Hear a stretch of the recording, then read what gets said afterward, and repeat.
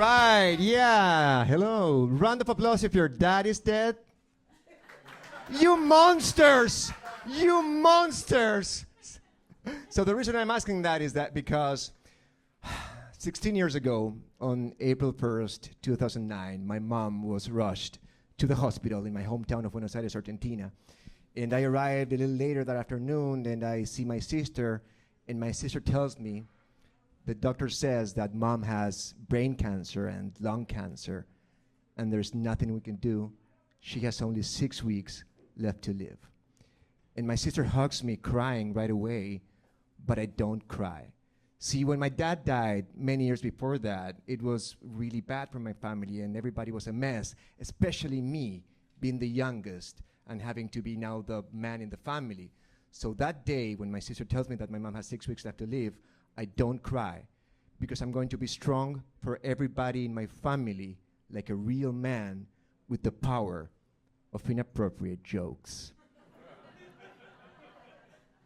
My mom's 6 weeks actually go by pretty well and she doesn't really suffer at all, which means that promptly, almost exactly 6 weeks after she was diagnosed, on Saturday, May 9th, 2009, my mom slowly starts to go. And for a while, it's actually a pretty beautiful moment because her entire family or her 7 children and grandchildren gather around her bed and we just wait.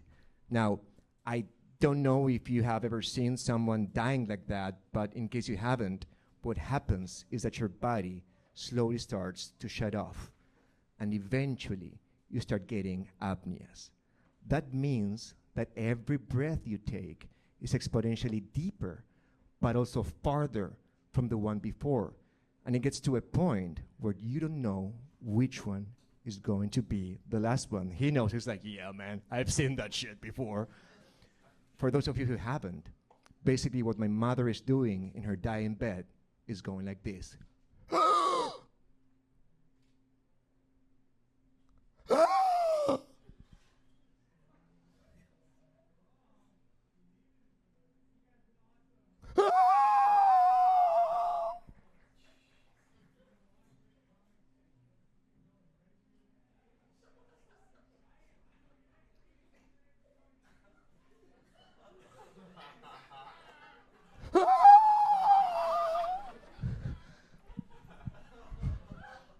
After a while, the tension has built up so much, and we don't know which one is going to be the last one, that there's so much silence in that room, and the only thing you can hear every couple of minutes is my mom going,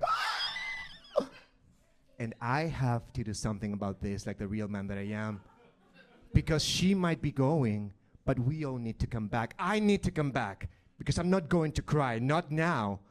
So after one of those apneas, when my mom goes, I just look at her, and in front of my entire family in that tiny room, I go, die, you fucking tease, die already! My entire family breaks into loud laughter right away. And finally, me being a real man is starting to do some good work for my family, like I promised them. A little later, my mom's, apneas go away, and my mom finally dies. And by the next morning, she's already in her coffin, ready for her wake, according to Argentinian tradition. But here's the thing, let me put it this way. You know when you go to a bar or a restaurant or maybe a show tonight and like the table or the chair has one of the legs that is a little shorter than the other 3, and it causes the whole thing to wiggle a little bit, and it's awkward and uncomfortable and annoying. That happened with my mother's coffin. And it also caused my mom's head to move from side to side every time that it moved. And this is an open casket wake, by the way. And then my friend Matthias approaches my mom to say his goodbye. Matthias is one of my best friends, like a brother to me. He grew up with me. My mom loved him like a son. And he recently announced that he's getting married, and my mom never got to find out. So my friend approaches my mom, and I approach from the other side. And as my friend looks at my mom with love and sadness in his eyes, I look at my mom and I go, Mom, can you believe it? Matthias is getting married.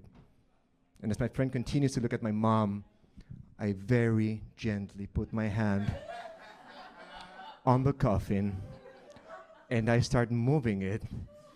And like a ventriloquist, I start going, no, don't do it! Marriage is a mistake, don't get married!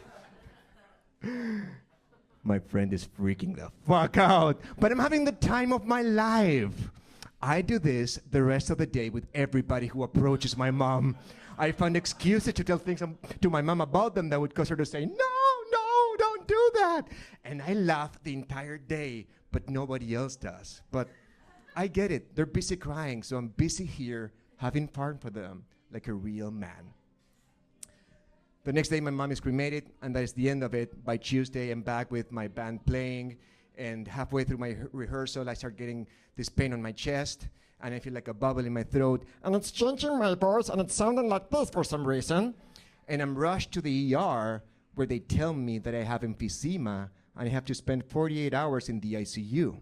Now, the next morning, I text my 6 siblings, "Hey, remember how mom died like the other day? Guess who's in the ICU now?" My sister arrives later, and she's with me while I'm talking to the doctor, and the doctor goes, "Do you smoke?" And I go, "Yeah." And before I'm done, my sister interrupts and goes, "Yes, and not just cigarettes, he smokes marijuana too." And the doctor gives her this look of like, "I don't really care, lady," but she never sees it because she's rejoicing in herself, looking at me, telling me with her eyes, "I just told the doctor you do drugs." And then the doctor says, "Well, in young, healthy men like you, cases like this are usually psychosomatic when you went through a lot of stress and you repress a lot of emotions. Have you been under any stress lately?" And I go, "Yeah," again. And then my sister interrupts again and goes, "Yes, our mom just died and he never cried." I was doing it for you, man. And I never did. I never cried. And time went by, never crying, like the real man that I am, and eventually met this wonderful woman, Martina, that I married, and we moved to the United States, where we adopted 3 cats we treat like children, and we had 2 children we treat like cats. And when my daughter started growing up a little bit, I told her that my mom died and explained everything to her. And then eventually, when she was a little older, I tell her one night over dinner, "Hey, we're going to go to Argentina soon, and you're going to get to meet the whole family." And my daughter goes, "Dad, when we go to Argentina, I want to meet your mom." My daughter doesn't understand that my mom is dead because I'm clearly still grieving over this, and I haven't been open and still repressing all my feelings, and she doesn't remember what I told her. So finally, after 12 years, I can't breathe, I can't talk, but I finally cry. And it's healing, and I need it. Because it's not funny anymore when I realize that my mom is never going to meet her favorite grandchildren. It's not funny anymore when I realize that the kind of man that I want to be for my children is the kind of man that lives through all his emotions, good or bad, who knows that it's okay to not be in control all the time. So now when I need to cry, I cry, and when I need to laugh, I laugh, because it's okay to be happy, it's okay to be sad, it's okay to be a real man. Thank you.